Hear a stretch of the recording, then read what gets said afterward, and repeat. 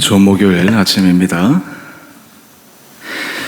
찬송가 456장 찬양하겠습니다. 찬송가 456장입니다. 거친 세상에서 실패하거든 그 손못 자국만 줘라. 고된 일하다가 힘을 얻으리 그 손못 자국만 줘라. 그 손못 자국만 줘라. 그 손못 자국만 줘라. 주가 널 지키며 인도하시리. 그 손못 자국만 줘라. 내가 어둠 속을 걸어갈 때에 그 손못 자국만 줘라. 주가 참 평안을 내게 주시리. 그 손못 자국만 줘라. 그 손못 자국만 줘라. 그 손못 자국만 줘라. 주가 널 지키며 인도하시리.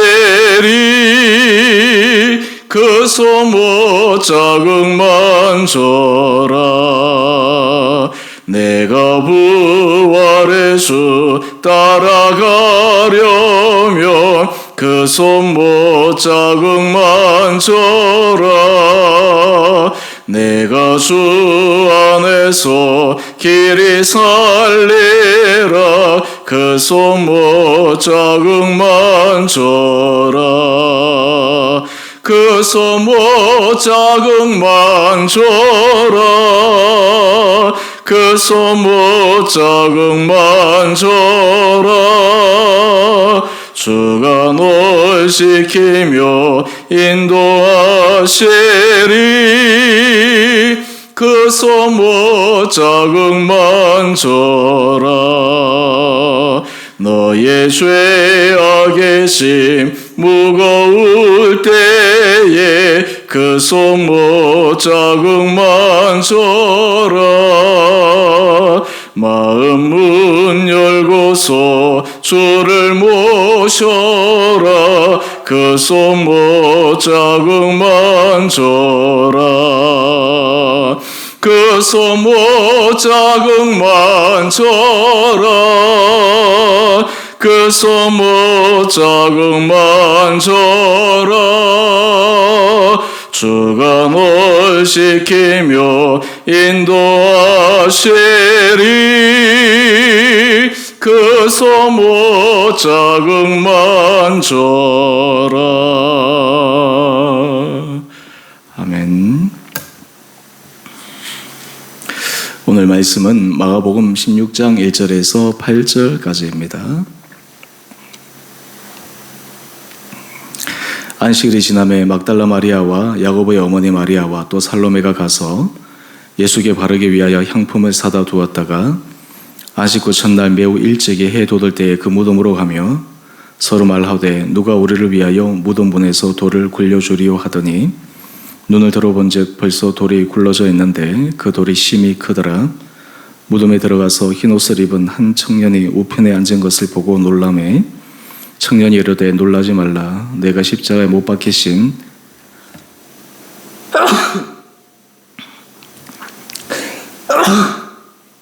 죄송합니다. 나사렛 예수를 찾는구나. 그가 살아나셨고 여기 계시지 아니하니라. 보라 그를 두었던 곳이니라. 가서 그의 제자들과 베드로에게 이르기를 예수께서 너희보다 먼저 갈릴리로 가시나니 전에 너희에게 말씀하신 대로 너희가 거기서 배우리라 하라 하는지라. 여자들이 몹시 놀라 떨며 나와 무덤에서 도망하고 무서워하여 아무에게 아무 말도 하지 못하더라. 아멘. 좋은 목요일 아침입니다. 오늘 본문의 말씀은 사망 권세를 이기신 생명의 주님 예수 그리스도에 대해서 소개하고 있습니다. 죽음은 모든 사람들이 넘어설 수 없는 인생에 있어서 가장 큰 관문입니다. 죽지 않고 그 관문을 넘어서는 사람은 없습니다. 물론 성경에는 죽지 않고 그 관문을 넘어선 몇몇 사람들을 소개하기는 하지만 예수님은 죽으신 후에 그리고 이 죽음의 사망 권세를 이겨내신 그 부활의 새로운 문을 여신 생명의 주님으로 오늘 본문은 우리에게 소개하고 있습니다. 하지만 한 번도 이런 일들을 본 적도 없고 또 예수님께서 순환 예고를 통해 3일 만에 다시 살아나리라 말씀하셨지만 그 말씀을 제자들이나 또 함께 있던 사랑하는 지근거리에 있던 사람들조차도 이해할 수 없었습니다. 오늘 본문의 내용을 보면 그 내용들이 고스란히 나옵니다.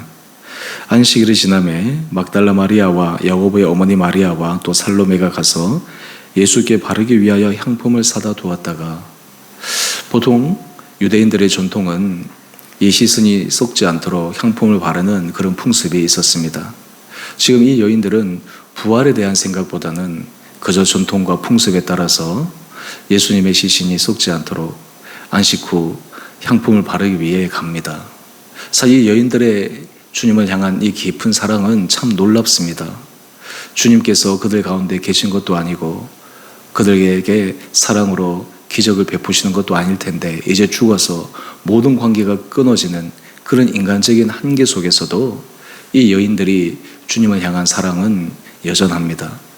우리가 주님과의 관계 속에서 신앙생활을 할 때 사실 우리는 하나님 앞에 은혜도 받고 주님과의 관계가 개인적으로 참 많은 도움과 이득이 될 때가 있습니다. 그런데 그것은 부차적인 것이지 그것이 궁극적으로 우리 신앙생활에 있어서 주요한 목적은 아닙니다. 기복주의 신앙에 있어서 큰 위험성 가운데 하나는 신앙의 목적이 기복, 오로지 복을 받기 위한 것. 우리는 하나님의 은혜 아래 있으면 당연히 복을 받습니다. 하나님께서 사랑하는 자녀에게 어찌 좋은 것을 주시지 않겠습니까? 이것은 자연스럽게 따라 나오는 부차적이고 그리고 순리적인 은혜이지 그것만이 목적이 아닙니다. 왜 그럴까요? 그 이유는 주님과의 관계, 주님과 깊은 사랑의 교제 안에 있는 것이 더 중요한데 그것보다는 눈에 보이는 복, 그리고 나에게 유익이 되는 거, 이득이 되는 거, 이것이 더 커지게 되면 주님과의 관계가 소홀해지기 때문입니다. 우리도 사람과의 관계 속에서 때로 그런 사람들을 만날 때가 있습니다. 내 존재 자체가 좋아서 관계를 맺으면 그 관계는 참 오래 갑니다. 그런데 어떤 관계는 그 사람의 존재가 좋아서 관계를 맺기보다 그 사람과 관계를 맺었을 때 내게 유익이 있으니까, 때로 내게 도움이 되니까, 그래서 그 관계를 이어가는 경우가 있습니다. 만약 내게 오는 유익이나 내게 오는 도움이나 이런 것들이 끊어지거나 더 이상 받을 수 없다라고 생각할 때 아무리 오래된 관계를 하더라도 마치 그냥 평생 갈 것처럼 얘기했던 그 관계도 쉽게 끊어지는 이유는 존재 자체에 대한 깊은 관계의 교제가 부족했기 때문이 아닌가 생각해 봅니다. 오늘 여인들은 사실 예수님께서 죽으시고 난 다음 예수님을 향한 사랑이 중단되지 않습니다. 그 사랑의 모습이 그대로 지속됩니다. 우리는 사람의 진심, 그 사람의 중심이 언제 드러날까요? 그 사람의 진심과 중심은 모든 상황이 가장 힘들 때, 그리고 본인이 여러 가지 어려운 상황에 처해 있을 때, 그때 그 본심이 드러나게 되어 있습니다. 평상시 좀 좋을 때는 사람들은 다 저마다 자신의 마음을 컨트롤하기도 하기 때문에 본심이나 진심이 잘 드러나지 않지만 자신이 정말 밑바닥이 드러나는 그런 순간이 있을 때 그것이 자신의 진심으로 우리는 생각할 필요가 있습니다. 또한 그 모습을 볼 때마다 우리가 하나님 앞에 은혜를 구하며 새로운 믿음의 길을 걸어가야 되겠죠. 오늘 이 여인들이 아시고 전날 예수님께 향품을 바르기 위해 갔는데 이 여인들의 기대와 달리 놀라운 일이 일어납니다. 그들은 가면서 이런 고민을 합니다. 3절 말씀을 한번 볼까요? 서로 말하되 누가 우리를 위하여 무덤 문에서 돌을 굴려주리요. 지금 이 여인들은 우리가 향품을 예수님께 발라야 되는데 당시 유대인의 전통은 우리는 매장이지만 그들은 굴에 넣고 돌로 막는 것이 이 매장의 전통이지 않습니까? 그 무거운 돌, 큰 돌을 누가 굴려줄까? 여인 3명이나 있지만 우리 힘으로는 이것을 굴릴 수 없을 텐데 그 걱정을 하며 가는 것이죠. 사실 우리가 일상 삶의 자리에 있어서 어떻게 보면 불필요한 걱정을 하며 살아갈 때가 참 많은데 이 여인들도 그러했던 것 같습니다. 그런데 무덤에 도착하고 나서 보니까 어떤 일이 벌어져 있습니까? 우리 4절 이하의 말씀을 한번 보면 벌써 돌이 굴러져 있습니다. 자신들이 걱정했던 일들, 그것보다 더 큰 일이 벌어져 있습니다. 5절 안에 5절 말씀을 보게 되면 돌이 굴러져 있는 것을 보면서 깜짝 놀라서 무덤 안에 들어가 봤더니 흰 옷을 입은 한 청년이 그곳에 있습니다. 지금 예수님의 시신에 향품을 바르기에 왔는데 예수님의 시신은 없습니다. 거기에 한 청년이, 흰 옷 입은 한 청년이 있는 것을 바라봅니다. 이 여인들이 얼마나 놀랐겠습니까? 더 놀라운 것은 이 청년의 입을 통해 나오는 말입니다. 우리 6절 말씀을 한번 보십시다. 너희가 십자가에 못 박히신 나사렛 예수를 찾는구나. 그가 살아나셨고 여기 계시지 아니하니라. 보라 그를 두었던 곳이니라. 지금 예수님께서는 살아나셨다. 이 흰옷 입은 청년을 통해서 여인들이 이야기를 듣습니다. 이때 이 말이 얼마나 여인들에게 충격이었을까요? 그전에는 예수님께서 말씀하신 것을 직접 간접적으로 들었을 때 그럴 수 있겠구나 머릿속으로 생각했던 것이 실제 자신의 눈앞에서 벌어져 있는 것을 보면서 아마 이 여인들이 크게 당황했을 것입니다. 그래서 이 여인들의 심정을 우리 7절 이하의 말씀을 한번 보십시다. 가서 제자들과 베드로에게 전합니다. 예수께서 너희보다 먼저 갈릴리로 가시나니 전에 너희에게 말씀하신 대로 너희가 거기서 배우리라 하라 하는지라. 이 청년의 말대로 가서 전하기 위해서 갑니다. 그런데 이 여인들의 마음은 8절 말씀을 보면 몹시 놀라 떨며 나와 무덤에서 도망하고 무서워하여 아무에게도 아무 말도 하지 못하더라. 너무 두렵고 떨리는 일이었습니다. 우리는 부활이 감격스러운 일이요 참 기쁜 일인데 이 여인들이 마주했던 그 부활의 장면은 너무나 놀라운 장면이요 심지어는 무섭고 두려운 그러한 일이었습니다. 사망 권세를 이기신 그 곳이 얼마나 놀라운 일이었겠습니까? 근데 재밌는 것은 우리가 마태복음 28장에 가보면 성경에 이 일에 대해서 당시 유대 종교 지도자들이 행한 일을 짧게 소개하고 있습니다. 경비병들이 이런 모든 일들을 대제사장들에게 보고합니다. 예수님의 시신이 사라졌습니다. 대제사장들이 그 보고를 받고 깜짝 놀라죠. 그런데 그 일을 어떻게 처리했을까요? 마태복음 28장 11절 이하의 말씀을 쭉 보면 대제사장들이 그 군인들을 돈으로 매수합니다. 돈을 많이 줍니다. 그리고는 돈을 준 대가로 한 가지 일을 지시하는데 그 일이 무엇이냐 하면 경비병들이 밤에 잠시 자는 사이 예수님의 제자들이 예수님의 시신을 훔쳐갔다라고 하는 것을 소문으로 퍼뜨려라. 그 소문으로 퍼뜨리는 대가로 군인들에게 돈을 많이 주었습니다. 밤에 사실 자면 안 되는데 그 잔 실수도 눈 감아주겠다. 그래서 이 경비병들이 돈을 받고 그렇게 한 거예요. 성경에 보면 참 재밌는 말씀이 기록되어 있는데 마태복음 28장 15절 말씀입니다. 이 군인들이 돈을 받고 대제사장들이 가르쳐 준 대로 예수님의 제자들이 간밤에 예수님의 시신을 훔쳐갔다. 이 말을 퍼뜨리는 거예요. 그래서 그 말을 믿는 사람들도 있었던 것입니다. 기독교 신앙에 있어서 가장 핵심은 부활이지 않습니까? 어떤 사람들은 정말 예수님이 부활했는가? 부활이 정말 참인가? 라는 질문을 던지는 분들도 있습니다. 예수님의 제자들 가운데서도 의심 많은 도마, 다른 제자들이 부활하신 예수님을 만난 후에 예수님이 부활하셨다 말씀을 전하여도 도마는 믿지 않았습니다. 내 눈으로 직접 보고 내 손으로 만지고 확인하기 전에는 믿지 않겠다. 그때 예수님께서 이 도마에게 나타나시지 않았습니까? 그리고는 보지 않고 믿는 자가 더 복되다 말씀하십니다. 이 부활의 능력과 부활의 기쁨은 우리로 하여금 믿음에 있어서의 우리의 중심을 확인하는 중요한 사실입니다. 예수 그리스도가 부활하셨다. 예수 그리스도가 부활하셨다.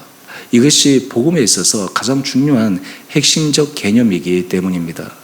오늘 사랑하는 성도님 여러분, 우리가 정말 이 부활의 능력과 부활의 기쁨이 우리 심령 가운데 있게 될 때 하나님께서 우리의 마음을, 우리의 삶을 놀랍게 새롭게 바꾸어 주시는 은혜가 있을 줄 믿습니다. 특별히 이 부활의 은혜와 능력이 우리 심령 가운데 임하게 되면 하나님 앞에서 우리가 온전한 믿음의 길을 걸어갈 수 있습니다. 사실 부활의 능력이 주님의 말씀 앞에 서게 되면 우리는 사실 여러 주변에 주의 말씀 이외의 다른 것들의 말을 기울이지 않습니다. 그 말에 현혹되지 않습니다.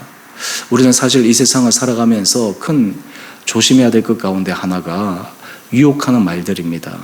때로는 그 말이 우리의 마음을 흔들 때도 있고 우리의 마음의 시험에 빠질 때도 있는데 그 부분에 대해서 우리는 믿음으로 잘 이겨나가야 합니다. 세상에서는 얘기합니다. 예수 그리스도의 능력이 이 세상에서 유일한 힘의 근거가 되지 못한다. 예수 그리스도를 믿는 것이 삶에 있어서 유일한 구원의 길이다. 그것이 어떻게 사실일 수 있겠느냐? 라는 질문을 다각도로 우리에게 던지고 도전을 하지만 우리는 그 말에 현혹되지 않습니다. 그 말에 넘어가지 않습니다. 아니다. 우리는 부활하신 예수 그리스도를 믿을 때 우리의 삶은 새로워질 수 있고 우리의 삶은 능력 안에서 힘있게 나갈 수 있다. 이것을 믿음으로 고백하는 우리 온 성도들이 되실 때 여러분의 삶의 자리가 주님이 주시는 은혜 아래에 서 있는 축복이 있게 되리라 생각합니다. 오늘 이 아침 우리의 모든 삶의 자리마다 하나님께서 우리의 생각도 새롭게 하여 주시고 우리가 볼 것을 보게 하시고 그리고 깨달을 것은 깨닫게 하여 주시고 또한 하나님 앞에서 더 진리의 말씀 가운데 온전히 사는 축복된 하루 되시기를 주님의 이름으로 축원드립니다. 함께 기도하겠습니다. 사랑의 주님, 참으로 감사합니다. 오늘의 아침 죄를 주님 앞에 불러주시고 예배의 자리로 세워주시니 감사합니다. 우리 사랑하는 성도들 하나님께서 은혜 가운데 붙들어 주시고 주의 말씀 앞에서 진리 안에 서게 하여 주시며 그로 인해 우리 사랑하는 성도들이 이 세상에서 저러나 우러나 치우치지 않고 믿음의 신실한 길을 걸어갈 수 있도록 축복하여 주시옵소서.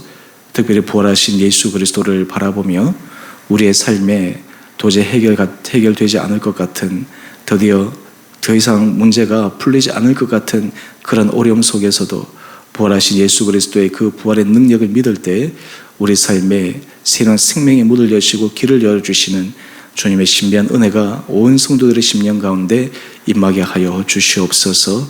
주께서 우리 주원의 교회를 축복하여 주셔서 이 교회 안에 정말 주님의 거룩한 영이 임하게 하여 주시고 주님께서 온 성도들 한 분 한 분들의 심령을 은혜 가운데 붙들어 주시고 주 말씀 앞에서 믿음으로 신실하게 걸어가 우리 온 교회 성도들이 우리 교회가 주님만을 온전히 기쁘시게 해드리는 거룩하고 복된 교회 되게 하여 주시기를 우리를 사랑하신 예수님 이름으로 감사 기도 드리옵나이다.